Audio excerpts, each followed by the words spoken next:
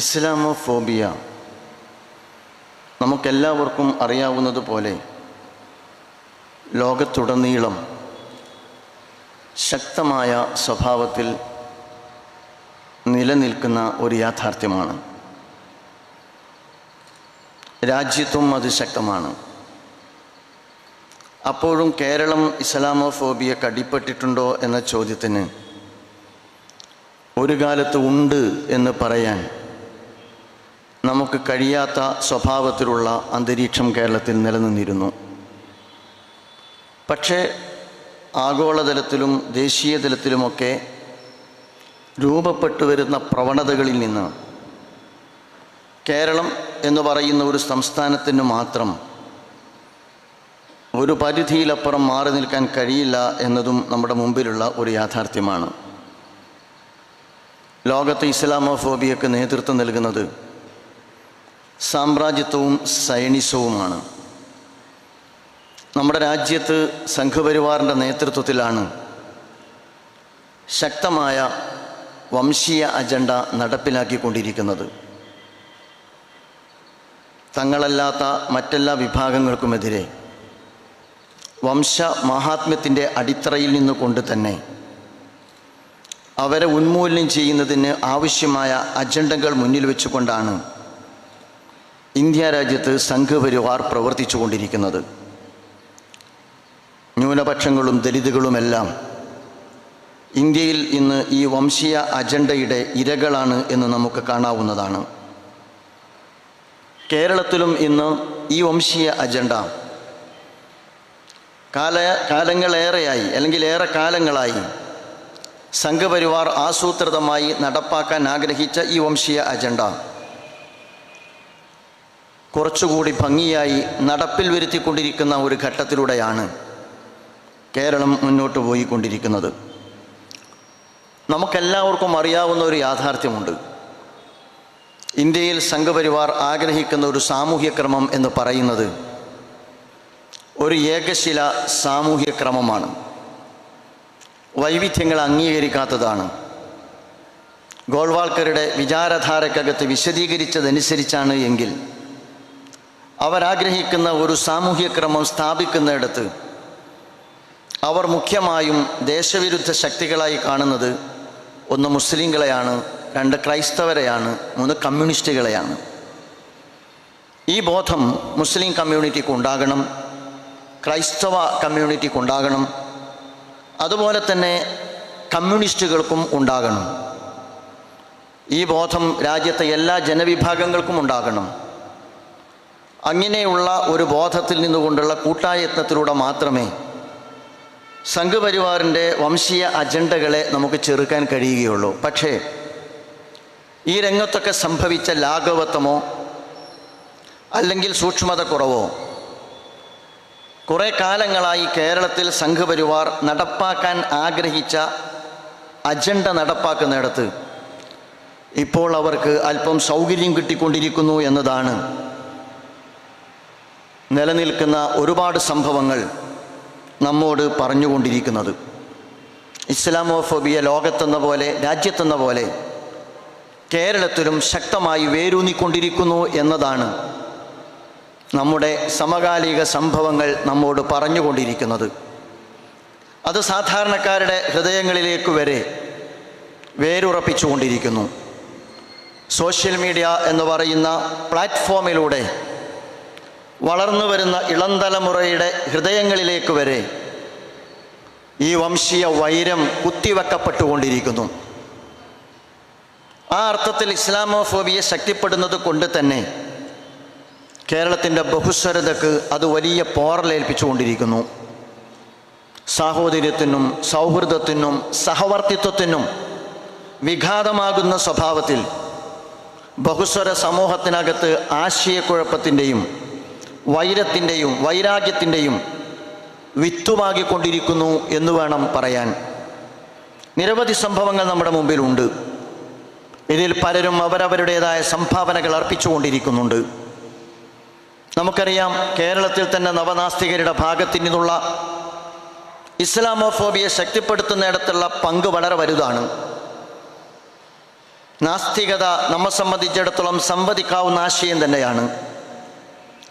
70കളിൽ അല്ലെങ്കിൽ രാജ്യത്ത് പതിറ്റാണ്ടുകൾക്ക് മുമ്പ് തന്നെ നാസ്തികത അല്ലെങ്കിൽ നിരീശ്വരത്വവുമായി ബന്ധപ്പെട്ട ആശയ പ്രചരണങ്ങൾ, അതുമായി ബന്ധപ്പെട്ട മുഖാമുഖങ്ങൾ, സംവാദങ്ങൾ എല്ലാം കേരളത്തിൽ നടന്നിട്ടുണ്ട്. പക്ഷേ നവനാസ്തികതയുടെ നിയോ എത്തിസത്തിൻ്റെ പ്രത്യേകത, അത് സാമ്രാജ്യത്വ വിരുദ്ധമല്ല, അത് സയനിസ്റ്റ് വിരുദ്ധമല്ല, അത് സംഘപരിവാർ വിരുദ്ധമല്ല, അതിനപ്പുറം അത് വംശീയമായ അജണ്ടയോടുകൂടിയാണ് പ്രവർത്തിച്ചുകൊണ്ടിരിക്കുന്നത് എന്ന് നമുക്ക് കാണാവുന്നതാണ്. റിച്ചാർഡ് ഡോക്കിൻസിൻ്റെയും ക്രിസ്റ്റഫർ ഹിച്ചൻസിൻ്റെയും സാം ഹാരിസിൻ്റെയും ഡാനിയൽ ഡെന്നറ്റിൻ്റെയും കാഴ്ചപ്പാടുകളെ കേരളത്തിൽ സമാനമായ സ്വഭാവത്തിൽ ഏറ്റെടുത്തുകൊണ്ട് കേരളത്തിൻ്റെ സാമൂഹ്യ അന്തരീക്ഷത്തിൽ, സൗഹൃദാന്തരീക്ഷത്തിൽ, സഹവർത്തിത്വത്തിൽ വിള്ളൽ വീഴ്ത്തിക്കൊണ്ടിരിക്കുന്ന രീതിയിൽ അതേ വംശീയ അജണ്ടയെ കേരളത്തിൽ നവനാസ്തികർ വളരെ ഭംഗിയായി നടപ്പാക്കിക്കൊണ്ടിരിക്കുന്നു എന്നതാണ് മീഡിയകൾ, സോഷ്യൽ മീഡിയകളെല്ലാം പരിശോധിക്കുമ്പോൾ നമുക്ക് മനസ്സിലാക്കാൻ കഴിയുന്നത്. ലിബറൽ ചിന്താഗതിയുടെ ഭാഗത്തു നിന്നും അല്ലെങ്കിൽ ലിബറലിസ്റ്റുകളുടെ ഭാഗത്തു നിന്നും ഇസ്ലാമോഫോബിയെ ശക്തിപ്പെടുത്തുന്നതിനാവശ്യമായ ഇടപെടലുകൾ നടന്നുകൊണ്ടിരിക്കുന്നുണ്ട്. ലിബറലിസ്റ്റുകളും അതുപോലെ തന്നെ നിയോ എത്തിസ്റ്റുകളും തീർത്തും വലതുപക്ഷത്തിൽ നിന്നാണ് ഇന്ന് രൂപപ്പെട്ടു വന്നിട്ടുള്ളതും പ്രവർത്തിച്ചു കൊണ്ടിരിക്കുന്നതും. പക്ഷേ ദൗർഭാഗ്യകരമെന്ന് പറയട്ടെ, ലിബറലിസ്റ്റുകളുമായും നിയോ എത്തിസ്റ്റുകളുമായും ഏതോ അർത്ഥത്തിൽ ഇസ്ലാമോഫോബിയ വ്യാപിപ്പിക്കുന്ന കാര്യത്തിൽ ഇടതുപക്ഷവും ജോയിൻ്റായിട്ട് വർത്തിച്ചുകൊണ്ടിരിക്കുന്നു അല്ലെങ്കിൽ പ്രവർത്തിച്ചുകൊണ്ടിരിക്കുന്നു എന്നതാണ് സമകാലിക സംഭവങ്ങൾ നമ്മോട് വെളിപ്പെടുത്തിക്കൊണ്ടിരിക്കുന്നത്. മനുഷ്യനെ സ്വതന്ത്രമാക്കുക, എല്ലാറ്റിൽ നിന്നും, സമൂഹത്തിൽ നിന്ന്, മതത്തിൽ നിന്ന് സർവതന്ത്ര സ്വതന്ത്രമായൊരു സമൂഹത്തെ സൃഷ്ടിച്ചെടുക്കുക, സ്വന്തം ശരീരത്തിൻ്റെ മേൽ മനുഷ്യൻ ഉടമസ്ഥാവകാശം കൽപ്പിക്കുക, അതുവഴി സ്വതന്ത്രമായൊരു സമൂഹം. സാധാരണഗതിയിൽ സാമൂഹ്യ ജീവിതം സമാധാനപരമാവുന്നതും അതുപോലെ തന്നെ സന്തോഷകരമാകുന്നിടത്തും നിയന്ത്രണങ്ങളും പരിധികളുമുണ്ട് എന്ന് നമുക്ക് കാണാവുന്നതാണ്. നിയന്ത്രണങ്ങളില്ലാത്ത ഒരിടവും സമാധാനപരമായി മുന്നോട്ട് കൊണ്ടുപോവുക സാധ്യമല്ല. ഇവിടെ നിയന്ത്രണങ്ങളുണ്ട്, റോഡിലുണ്ട്, കളിക്കളത്തിലുണ്ട്, അതുപോലെ തന്നെ നമ്മൾ ഇറങ്ങുന്ന എല്ലാ ഇടങ്ങളിലുമുണ്ട്, ആളുകൾ തിങ്ങിത്താമസിക്കുന്ന ഇടങ്ങളിലുണ്ട്. ഇത്തരത്തിലുള്ള എല്ലാ പരിധികളും പാലിച്ച് മനുഷ്യരെ സർവതന്ത്ര സ്വതന്ത്രരായി വിഹരിക്കാൻ കയറൂരി വിട്ടുകൊണ്ടിരിക്കുന്ന ലിബറലിസ്റ്റ് കാഴ്ചപ്പാടിൻ്റെ ഭാഗത്തു നിന്നും നിയോ എത്തിസത്തിൻ്റെ കൂടെ നിന്നുകൊണ്ട് തന്നെ ഇസ്ലാമോഫോബിയ വളർത്തുന്നതിനാവശ്യമായ ആസൂത്രിതമായ നീക്കങ്ങൾ നടന്നുകൊണ്ടിരിക്കുന്നുണ്ട് എന്നതാണ് വസ്തുത. ഇടതുപക്ഷവുമായി ബന്ധപ്പെട്ട് കേരളത്തിൽ നമുക്കറിയാം, ഫാഷിസ്റ്റ് വിരുദ്ധമായ, സാമ്രാജ്യത്വ വിരുദ്ധമായ, വർഗീയ വിരുദ്ധമായ നിലപാട് ശക്തമായി കാത്തുസൂക്ഷിച്ച പാരമ്പര്യമാണ് ഇടതുപക്ഷത്തിനുള്ളത്.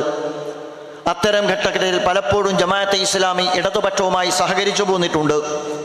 പക്ഷേ ആ ഇടതുപക്ഷമല്ല ഇപ്പോൾ അല്പം കൂടി ഇലക്ട്രോ പൊളിറ്റിക്സിൻ്റെ പേരിൽ ഇത്തരം വിഷയങ്ങളിൽ രാജ്യത്തിന് എന്ത് സംഭവിക്കുന്നു, സമൂഹത്തിന് എന്ത് സംഭവിക്കുന്നു, അതുപോലെ തന്നെ രാജ്യത്ത് നിലനിൽക്കുന്ന ബഹുസ്വരതയ്ക്കെന്ത് അപകടം സംഭവിക്കുന്നു എന്നതിനപ്പുറം തങ്ങളുടെ അധികാരാരോഹണവുമായി ബന്ധപ്പെട്ട അഡ്ജസ്റ്റ്മെൻറ്റിനോ കേരളം കുറച്ചുകൂടി വില കൊടുക്കേണ്ടി വന്നിട്ടുണ്ട് എന്നതാണ് ഇടതുപക്ഷം ഈ രംഗത്ത് നിർവഹിച്ചു കൊണ്ടിരിക്കുന്ന ഇടക്കാലത്തെ ചില പ്രവർത്തനങ്ങൾ നമ്മെ ബോധ്യപ്പെടുത്തിക്കൊണ്ടിരിക്കുന്നത്. ഇലക്ട്രോ പൊളിറ്റിക്സ് ആയിരിക്കും അതിൻ്റെ കാരണം. പക്ഷേ അതുമായി ബന്ധപ്പെട്ട് കേരളത്തിൻ്റെ സോഷ്യൽ ഫാബ്രിക്കിൽ വലിയ പരിക്കേൽപ്പിക്കുന്ന സമീപനമാണ് ഇടതുപക്ഷത്തിൻ്റെ ഭാഗത്ത് നിന്നുണ്ടായത്. ഒരുപാട് ഉദാഹരണങ്ങൾ നമ്മുടെ മുമ്പിലുണ്ട്. നിങ്ങൾക്കറിയാം, NRC സമരം കേരളത്തിൽ ശക്തിപ്പെട്ട ഒരു ഘട്ടത്തിൽ NRC സമരവുമായി ബന്ധപ്പെട്ട് കേരളത്തിൽ നിന്ന് ശക്തമായ പ്രതിഷേധം ഉയർന്നു. എല്ലാവരും ഒറ്റക്കെട്ടായി അതിനോട് പ്രതിഷേധിച്ചു. ആ പ്രതിഷേധത്തിൽ കേരളം ഒന്നായിട്ടാണ് അണിനിരുന്നത്. ഒരുപക്ഷെ മറ്റു സംസ്ഥാനങ്ങളിൽ നിന്ന് വ്യത്യസ്തമായിരുന്നു അത്. കേരളത്തിലെ ഇടതുപക്ഷവും വലതുപക്ഷവും, ഹിന്ദുവും മുസൽമാനും ക്രിസ്ത്യാനിയും, മതമുള്ളവരും മതമില്ലാത്തവരുമൊക്കെ ഇന്ത്യ രാജ്യത്തെ ഒരു ജനവിഭാഗത്തിന് നേരെ പൗരത്വ ഭീഷണി ഉയർത്തുന്ന ഒരു സമീപനം ഭരണകൂടത്തിൻ്റെ ഭാഗത്ത് നിന്ന് ആസൂത്രിതമായി വംശീയ അജണ്ടയുടെ ഭാഗമായി രൂപപ്പെട്ടു വന്നപ്പോൾ ഒറ്റക്കെട്ടായി കേരളീയ സമൂഹം അതിനോട് വിയോജിച്ചു. ആ വിയോജിപ്പ് രേഖപ്പെടുത്തപ്പെട്ട സാഹചര്യത്തിലാണ് കേരളത്തിലെ ആദരണീയനായ മുഖ്യമന്ത്രി അതേക്കുറിച്ച് പറഞ്ഞു, കേരളത്തിലെ NRC വിരുദ്ധ സമരത്തിൽ, പൗരത്വ സമരത്തിൽ തീവ്രവാദികൾ നുഴഞ്ഞു കയറിയിരിക്കുന്നു എന്ന്. ഇതൊരു പ്രസ്താവനയല്ല, ഇത് ഉപദ്രവകരമായൊരു പ്രസ്താവനയാണ്. ഈ പ്രസ്താവനയെ പിന്നീട് ഏറ്റെടുത്ത് സംസാരിച്ചത് രാജ്യത്തിൻ്റെ പ്രധാനമന്ത്രി നരേന്ദ്രമോദിയാണ്. അദ്ദേഹത്തിന് ആ പ്രസ്താവന ആവശ്യമായിരുന്നു. അദ്ദേഹം ആ പ്രസ്താവന വളരെ സുന്ദരമായി ഉപയോഗിച്ചു. കേരളത്തിൽ പൗരത്വ സമരവുമായി ബന്ധപ്പെട്ട നീക്കത്തിൽ തീവ്രവാദികൾ നുഴഞ്ഞുകയറി പ്രവർത്തിച്ചു കൊണ്ടിരിക്കുന്നു എന്ന്, മരുന്നിട്ട് കൊടുത്തു എന്ന പ്രയോഗം അർത്ഥവത്താകുന്ന സമീപനം. ഇതിനു മുമ്പും സംഭവിച്ചതാണ്. കേരളം 2025 മതപരിവർത്തനത്തിൻ്റെ പേരിൽ കേരളം ഒരു മുസ്ലിം ഭൂരിപക്ഷ സംസ്ഥാനമായി മാറാൻ പോകുന്നു എന്ന് ഇതിനു മുമ്പുള്ള ഒരു CPM മുഖ്യമന്ത്രിയുടെ ഭാഗത്ത് നിന്ന് പ്രസ്താവന വന്നു. ആ പ്രസ്താവനയെ അന്ന് ഏറ്റെടുത്തത് സമാനമായ സ്വഭാവത്തിൽ യോഗി ആദിത്യനാഥാണ്.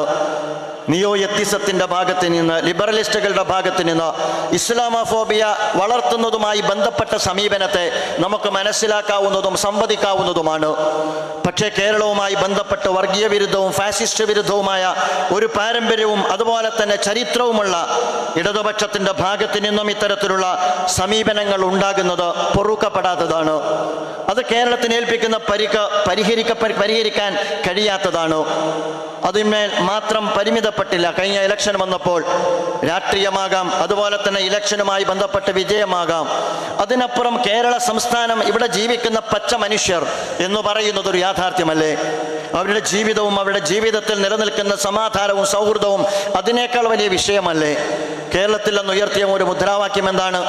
അമീർ ഹസൻ കുഞ്ഞാലിക്കുട്ടി. ഞാനിത് പറയുന്നത് ഇതൊരു മുദ്രാവാക്യമാണ്.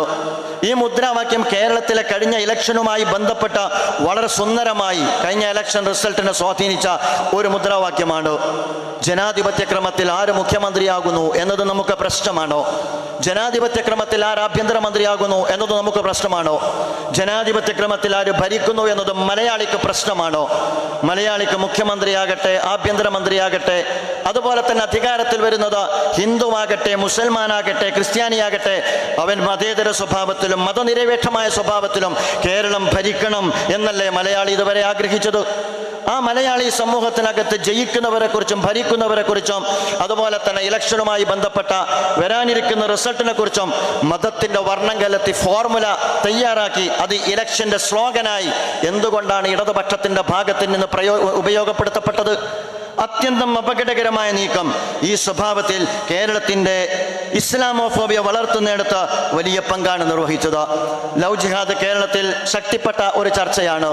ലവ് ജിഹാദുമായി ബന്ധപ്പെട്ട വസ്തുതകൾ നമ്മുടെ മുമ്പിലുള്ള കാര്യമാണ്. 2009 ലവ് ജിഹാദ് എന്ന് പറയുന്ന ഒരു വിഷയം ഉന്നയിക്കപ്പെട്ടത്. ഒരു ഹിന്ദുത്വ വെബ്സൈറ്റിനകത്താണ് അത് വന്നത്. അത് കർണാടകയുമായി ബന്ധപ്പെട്ടിട്ടാണ് ആ പ്രശ്നം ആദ്യമായി ഉന്നയിക്കപ്പെട്ടത്.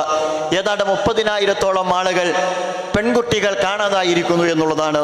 ആ വർഷത്തെ കർണാടക സ്റ്റേറ്റിനകത്ത് പോലീസ് ഉദ്യോഗസ്ഥന്മാരുടെ കയ്യിൽ നിന്ന് കിട്ടിയ റിപ്പോർട്ട് അനുസരിച്ച് ആ 500-ൽ താഴെ പേരെയാണ് കാണാതായത്. അതിൽ 300 ചില്ലാനം ആളുകളെ കണ്ടെത്തിയിട്ടുണ്ട്. പിന്നീട് കണ്ടെത്താൻ ബാക്കിയുണ്ടായിരുന്നത് 50-ൽ താഴെ പേരാണ്. അവരെല്ലാം മതവിഭാഗത്തിലും പെട്ടവരാണ്. പക്ഷേ കേരളത്തിൽ ബ്രാൻഡ് ചെയ്യപ്പെട്ടത് ഏതാണ്ട് 30,000 ആളുകളെ അയൽ സംസ്ഥാനത്ത് കാണാതായിരിക്കുന്നു, പെൺകുട്ടികളെ കാണാതായിരിക്കുന്നു. ജസ്റ്റിസ് KT ശങ്കരനാണ് കേരളത്തിലെ ഈ ചർച്ചയ്ക്ക് നേതൃത്വം കൊടുത്തത്. അദ്ദേഹത്തിൻ്റെ ഭാഗത്ത് നിന്ന് പത്തനംതിട്ടയിൽ നിന്ന് ഉദ്ധരിക്കപ്പെട്ട 2 വിവാഹവുമായി ബന്ധപ്പെട്ടിട്ടാണ് ആ വിവാദം കേരളത്തിൽ ശക്തമായ രീതിയിൽ ആളിപ്പടരുന്നത്. അതിനെ തുടർന്ന് പറഞ്ഞു ഇതിന് രാജ്യാന്തര ബന്ധമുണ്ട്, അന്വേഷിക്കണം. അന്വേഷണം നടന്നു. ജേക്കബ് ന്യൂസ് അന്വേഷിച്ചോ, കേന്ദ്ര ഏജൻസി അന്വേഷിച്ചോ. 2017 വീണ്ടും വിവാദം വന്നു, അപ്പോഴും അന്വേഷിച്ചു. NIA അന്വേഷിച്ചു. സുപ്രീം കോടതിയിൽ കേസെത്തി. ജസ്റ്റിസ് M ശശിധരൻ സാർ തന്നെ ഒരു ഘട്ടത്തിൽ ഹൈക്കോടതിയിൽ പറഞ്ഞു 2009 കേസ് ഒരു ജനവിഭാഗത്തിന് നേരെ അന്യായം കെട്ടിച്ചമച്ചതാണ്, എനിക്ക് നാണം തോന്നിപ്പോകുന്നു. അത് കഴിഞ്ഞ് 2017 ഉന്നയിക്കപ്പെട്ടോ, 19 ഉന്നയിക്കപ്പെട്ടോ, 20 ഉന്നയിക്കപ്പെട്ടോ. ആ ഘട്ടത്തിലെല്ലാം അന്വേഷണം നടന്നു. 2020 ഉന്നയിക്കപ്പെട്ടപ്പോൾ അന്വേഷണം നടത്തിയത് ലോക്നാഥ് ബെഹ്റയാണ്. അദ്ദേഹം പറഞ്ഞു ലവ് ജിഹാദ് ഇല്ല.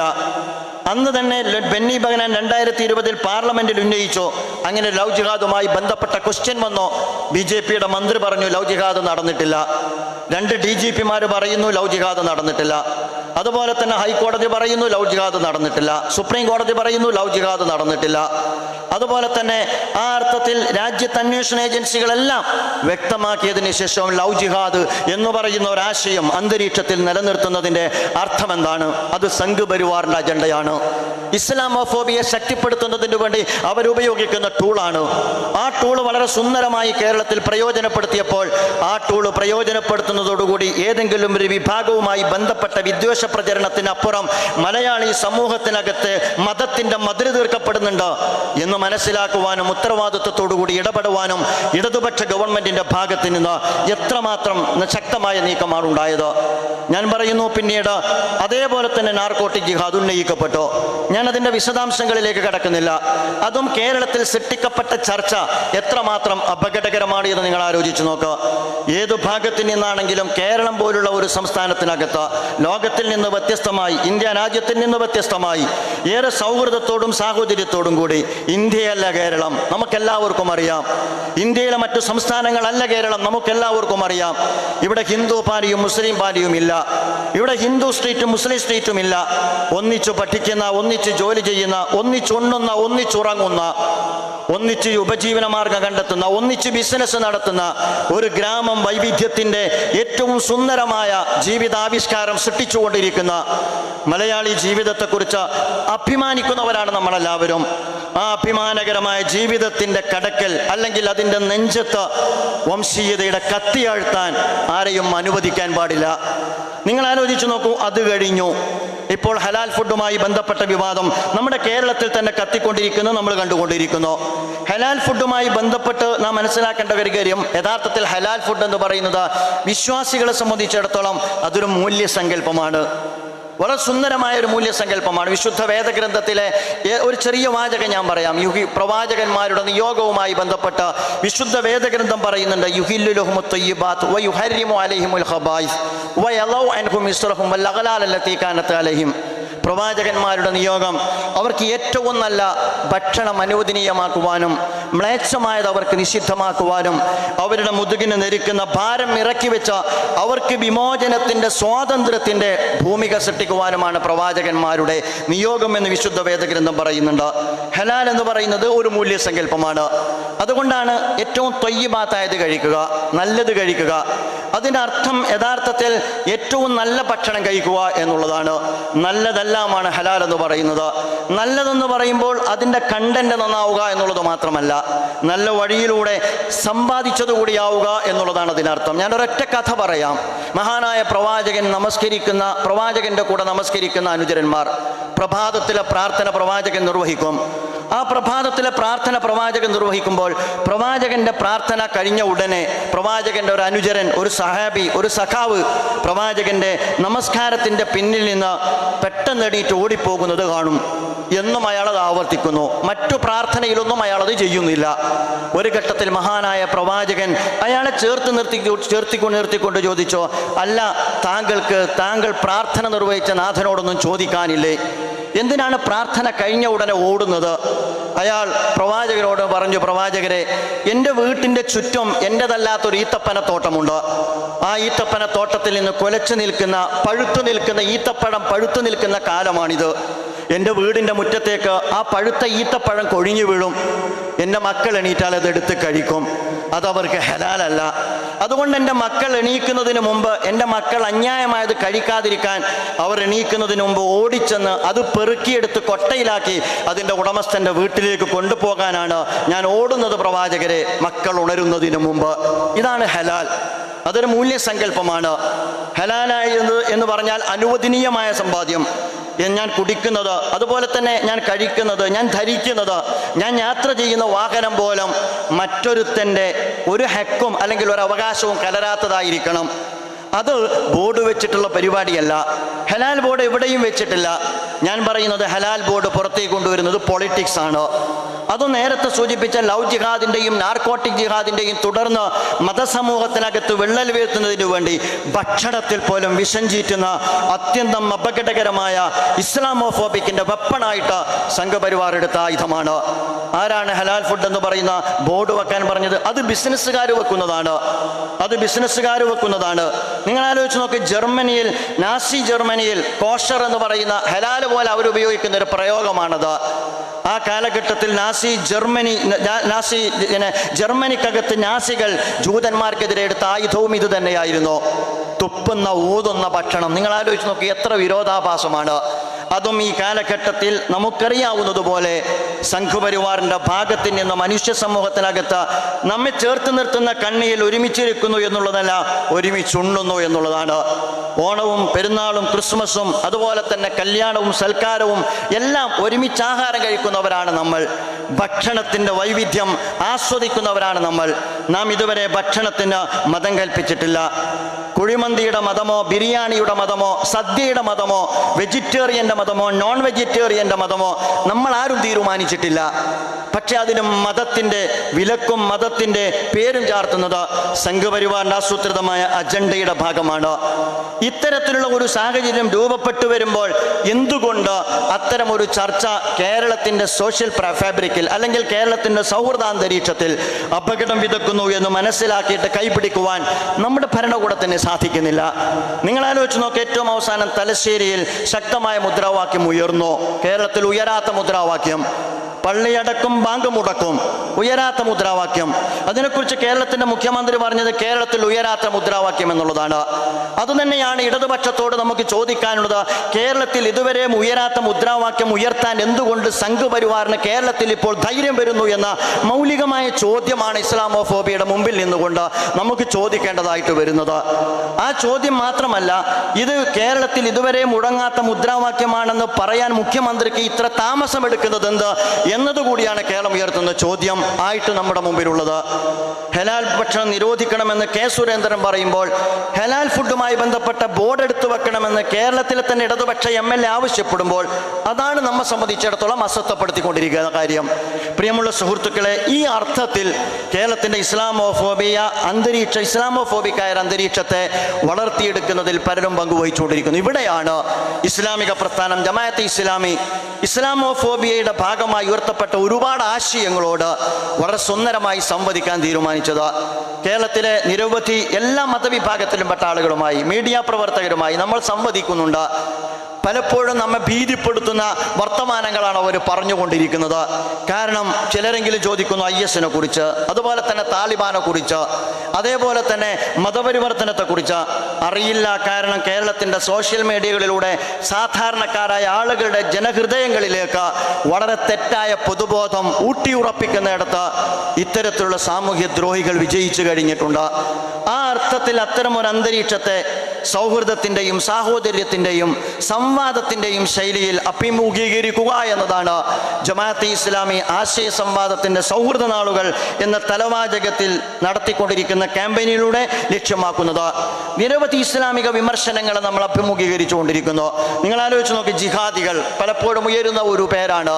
ജിഹാദികൾ എന്ന് കേൾക്കുമ്പോൾ മുമ്പ് ബംഗാൾ, നിങ്ങൾക്ക് എല്ലാവർക്കും അറിയാം, ഗുജറാത്തിൽ കലാപം നടന്നപ്പോൾ കൈകൂപ്പി നിന്ന കുത്തുബുദ്ദീനെ പോലെ കൈകൂപ്പി നിൽക്കുന്ന ഒരു സ്ഥിതിവിശേഷത്തിലേക്ക് ന്യൂനപക്ഷ കമ്മ്യൂണിറ്റിയിലെ ആളുകൾ അപകർഷതാബോധത്തിലേക്ക്, ഇൻഫീരിയോറിറ്റി കോംപ്ലക്സിലേക്ക് മാറ്റപ്പെടുന്ന സാഹചര്യമുണ്ട്. നീ ജിഹാദിയാണോ എന്ന് ചോദിച്ചാൽ ഞാൻ ജിഹാദിയല്ല എന്ന് പറയുന്ന ഒരു മനോഭാവം മലയാളിക്കകത്ത് സൃഷ്ടിച്ചത് ആരാണ്?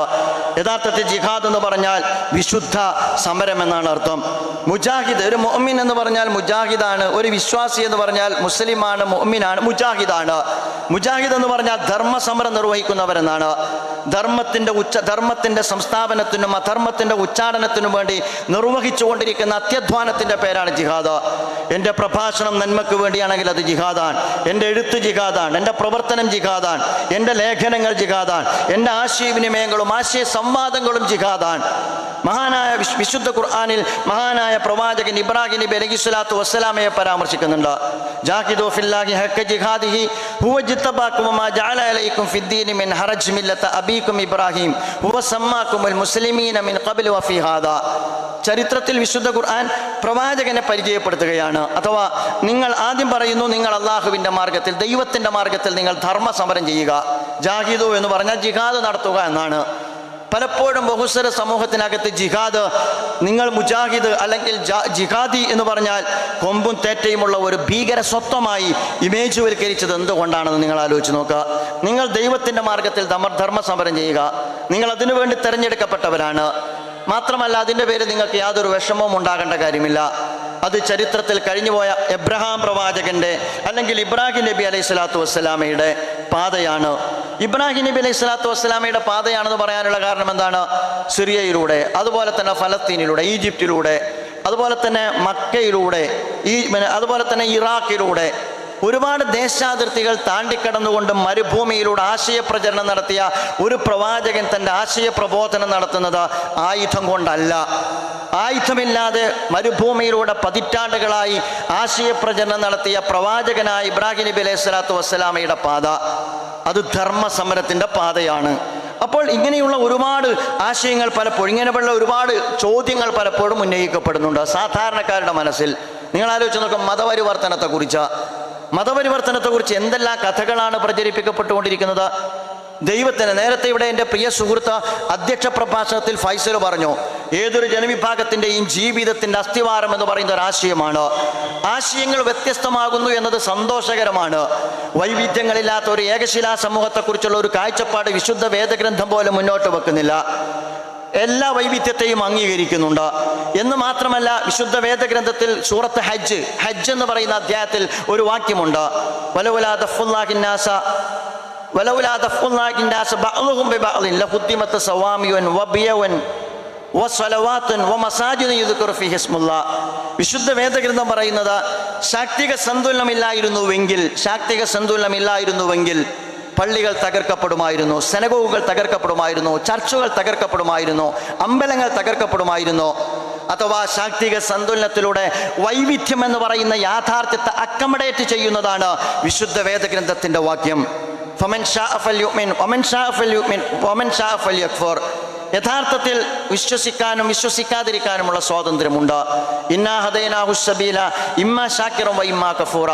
നിങ്ങൾക്ക് ഉൾക്കൊള്ളാതിരിക്കാം. പക്ഷെ നിങ്ങളുടെ മുമ്പിൽ, നിങ്ങളുടെ ചിന്താമണ്ഡലത്തിലേക്ക്, നിങ്ങളുടെ ഓപ്ഷനിലേക്ക് ഇസ്ലാമും ഒരു ഓപ്ഷനായി നിങ്ങളുടെ മുമ്പിൽ വെക്കുന്നു. ഇതാണ് ആശയവിനിമയത്തിൻ്റെ തലം എന്ന് പറയുന്നത്. പ്രവാചകൻ, നിങ്ങൾക്ക് എല്ലാവർക്കും അറിയാവുന്നതുപോലെ, മക്കയിൽ നിന്ന് പ്രവാചകൻ മദീനയിലേക്ക് വന്ന് ഒരു രാഷ്ട്രത്തിന് അടിത്തറവാകുന്നുണ്ട്. ഏതാണ്ട് എല്ലാ ജനവിഭാഗവുമായി ചേർന്ന് നിന്നുകൊണ്ടുള്ള ഒരു വലിയ സഖ്യകക്ഷിയായിട്ടാണ് പ്രവാചകൻ മുന്നോട്ട് പോകുന്നത്. അതിനകത്ത് പ്രവാചകൻ സ്ഥാപിച്ച അന്നത്തെ കരാറിൽ 52 നിർദ്ദേശങ്ങളിൽ 27 നിർദ്ദേശവും ബഹുസ്വര സമൂഹത്തോട് എങ്ങനെ എൻഗേജ് ചെയ്യണം, അവരുടെ അവകാശങ്ങളെക്കുറിച്ചും അവരുടെ ആവശ്യങ്ങളെക്കുറിച്ചും അക്കമഡേറ്റ് ചെയ്യുന്നതാണ്. ഈ അർത്ഥത്തിൽ ബഹുസ്വരതയെ അംഗീകരിക്കുന്ന ദർശനമാണ് ഇസ്ലാം. മാത്രമല്ല, ആശയമാറ്റത്തെ ഒരർത്ഥത്തിലും ആശയത്തിൻ്റെ അടിസ്ഥാനത്തിലല്ലാതെ അംഗീകരിക്കുന്നില്ല. പ്രണയമല്ല, പണമല്ല, പ്രലോഭനമല്ല, പ്രകോപനമല്ല മനുഷ്യൻ്റെ മാറ്റത്തിൻ്റെ അടിസ്ഥാനം എന്ന് പറയുന്നത്. ഒരാൾക്ക് ശരിയെന്ന് തോന്നുന്നത് അംഗീകരിക്കുവാൻ ജനാധിപത്യ സംവിധാനത്തിനകത്ത് സ്വാതന്ത്ര്യമുള്ളത് കൊണ്ട് തന്നെ ആർക്കും മാറാം. മതം, ആശയങ്ങൾ ഇഷ്ടമുള്ളത് സ്വീകരിക്കാം, ഇഷ്ടമുള്ളത് തള്ളിക്കളയാം. മതം ആചരിക്കാം, മതം ആചരിക്കാതിരിക്കാം. അത് മനുഷ്യനെ സംബന്ധിച്ചിടത്തോളം ഒരു ഘടകമല്ല. അതുപോലെ ഇസ്ലാമിനെയും ഉൾക്കൊള്ളാനും ഉൾക്കൊള്ളാതിരിക്കാനുമുള്ള സ്വാതന്ത്ര്യമുണ്ട്.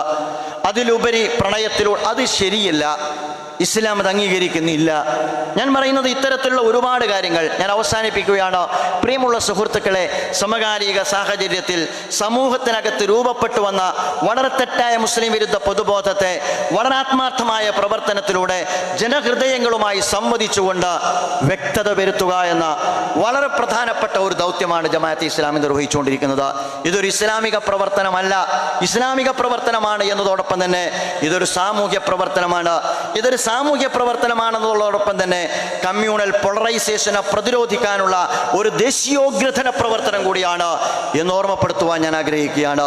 സമകാലിക സാഹചര്യത്തിൽ മനുഷ്യർക്കിടയിൽ രാഷ്ട്രീയ താല്പര്യത്തിൻ്റെ പേരിൽ, മതത്തിൻ്റെയും വംശീയതയുടെയും പേരിൽ മതിൽ പണിയുവാൻ ആഗ്രഹിക്കുന്ന ആസൂത്രിതമായ നീക്കങ്ങൾ നടക്കുമ്പോൾ അത്തരം വംശീയതയുടെയും വർഗീയതയുടെയും മതിലുകളെ തകർത്ത് മനുഷ്യരെന്ന അർത്ഥത്തിൽ വൈവിധ്യത്തോടൊപ്പം തന്നെ ചേർത്ത് നിർത്തുവാനും പരസ്പരം സമാധാനത്തിൻ്റെയും സാഹോദര്യത്തിൻ്റെയും സൗഹൃദത്തിൻ്റെയും അന്തരീക്ഷത്തിൽ ആശയവിനിമയം നടത്തുവാനും സംവദിക്കുവാനുമുള്ള ആരോഗ്യകരമായ അന്തരീക്ഷം ഒരുക്കുക എന്ന കാലങ്ങളായി ഇസ്ലാമിക പ്രസ്ഥാനം തുടർന്നു പോരുന്ന യുഗധർമ്മമാണ് ചരിത്രത്തിൽ പ്രവാചകന്മാരുടെ പാത അനുധാവനം ചെയ്തുകൊണ്ട് ഈ കാലഘട്ടത്തിലും ജമാഅത്തെ ഇസ്ലാമി നിർവഹിച്ചുകൊണ്ടിരിക്കുന്നത് എന്ന് ഈ സന്ദർഭത്തിൽ ഓർമ്മപ്പെടുത്തിക്കൊണ്ട് പരമകാരുണികരും കരുണാനിധിയുമായ അള്ളാഹുവിൻ്റെ തിരുനാമത്തിൽ ഇതിൻ്റെ ഉദ്ഘാടനം കുറിച്ചതായി അറിയിച്ചുകൊണ്ട് ഞാൻ എൻ്റെ എളിയ വാക്കുകൾക്ക് വിരാമമിടുന്നു. വആഖിറു ദഅ്വാനാ അൽഹംദുലില്ലാഹി റബ്ബിൽ ആലമീൻ. അസ്സലാമു അലൈക്കും.